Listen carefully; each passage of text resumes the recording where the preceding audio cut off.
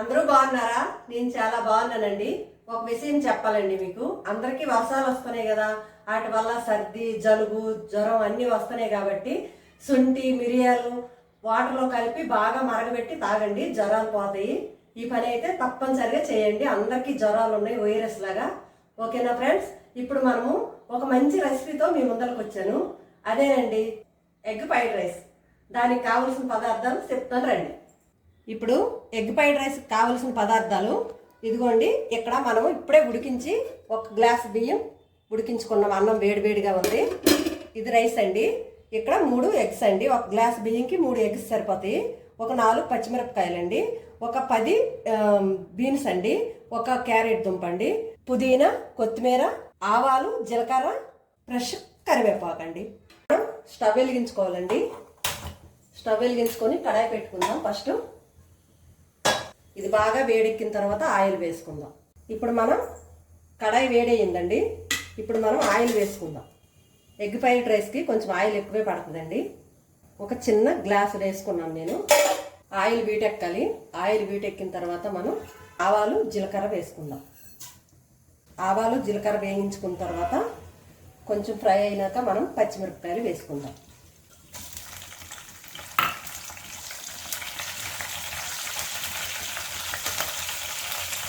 ఇప్పుడు కరివేపాకు వేసుకుందాం.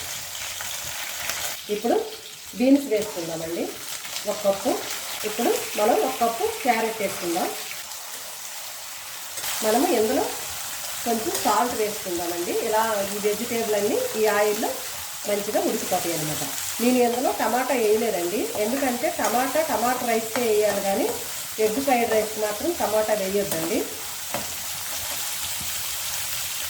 1 స్పూన్ అంతా మనం ఇందులో సాల్ట్ వేసుకుంటే చక్కగా మగ్గిపోతాయి. దీనిపైన మూత పెట్టుకుందాం. ఇప్పుడు మనం చక్కగా కలుపుకున్నాం కదండి. కలుపుకున్న తర్వాత దీనిపైన మూత పెట్టుకుందాం. చక్కగా మగ్గిపోతాయి. దీనిపైన మూత పెట్టుకుందాం. ఇప్పుడు మనం ఇంకొక కడాయి తీసుకుందామండి. స్టవ్ వెలిగించుకుందాం. వెలిగించుకొని కొంచెం ఆయిల్ వేసుకొని ఎగ్స్ ఉన్నాయి కదండి, ఆ ఎగ్స్ అన్నమాట మనం ఫ్రై చేసుకుందాం. ఇప్పుడు మనం ఎగ్స్ కొట్టుకొని ఇందులో వేసుకుందాం.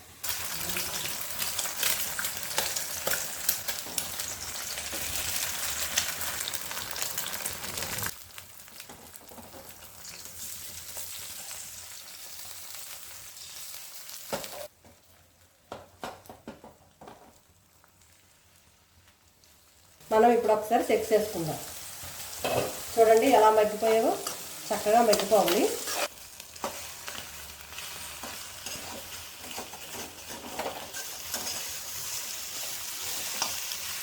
ఎగ్స్ ఇలా పెద్ద పెద్ద పీసుల్లాగా మనం ఫ్రై చేసుకోవాలండి.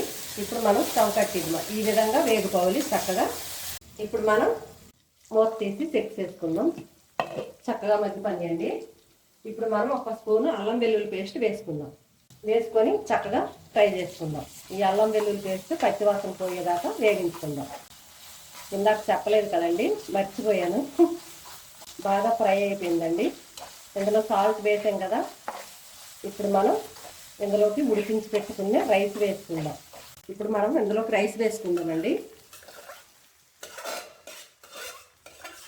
మంట సిమ్లో పెట్టుకొని మనం కలుపుకోవాలి. ఇప్పుడు మనం రైస్ వేసుకున్నాం కదా, ఇందులో మనం 1 స్పూను వెనిగర్ వేసుకోవాలి, 1 స్పూను సోయా సాస్ వేసుకోవాలి. మనము ఇప్పుడు 1 స్పూను సాల్ట్ వేసుకుందామండి. అందులో 1 స్పూన్ వేసాం కాబట్టి ఇప్పుడు 1 స్పూను వేసుకుందాం, సరిపోద్ది. మనము అన్నం ఉడికించేటప్పుడే మెత్తగా ఉడికించుకోవద్దండి. మనం పులిహోర రైస్కి ఎలాగైతే పలుకు మీద ఉంచుకుంటామో అలా ఉంచుకుంటే ఈ ఎగ్ ఫ్రైడ్ రైస్కి చాలా బాగుంటుందండి. మనం బయట తినేటట్టు టేస్టీగా ఉంటుంది. ఎగ్ ఫ్రై చేసుకున్నాం కదండి, ఈ ఎగ్స్ ఫ్రై చేసుకుని ఉన్నాయి కదా, ఇందులో వేసుకుందాం. మనం పెద్ద పెద్ద పీసులే మాత్రం మనం వేగించుకోవాలి.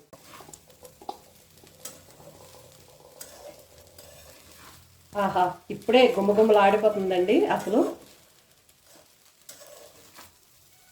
ఇందులో మనం మంచి ఫ్లేవర్ కోసం కొంచెం గరం మసాలా పొడి వేసుకుందాం.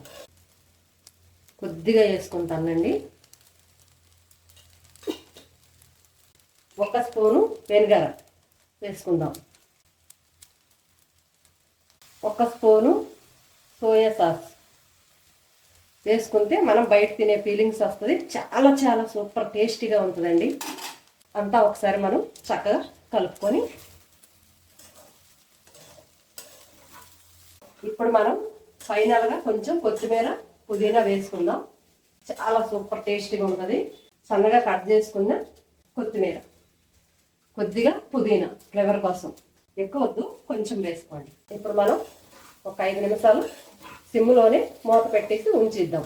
ఒక 5 నిమిషాలు సిమ్లో మాత్రం ఇలా ఉంచిద్దాం. నా వంట తినేట వాళ్ళందరూ చాలా సూపర్గా ఉందని కామెంట్ పెట్టండి. బాగలేక మాత్రం తిట్టుకోకండి.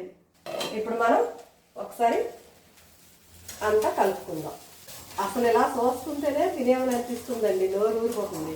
ఫైనల్గా అయితే ఎగ్ ఫ్రైడ్ రైస్ రెస్టారెంట్ స్టైల్లో రెడీ అయిపోయింది. చూసారా ఫ్రెండ్స్, ఎగ్ ఫ్రైడ్ రైస్ వేడివేడిగా గుమగుమలాడిపోతుంది.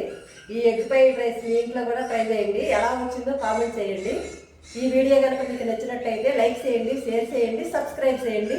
మీ పిల్లలతో ఎంజాయ్ చేయండి.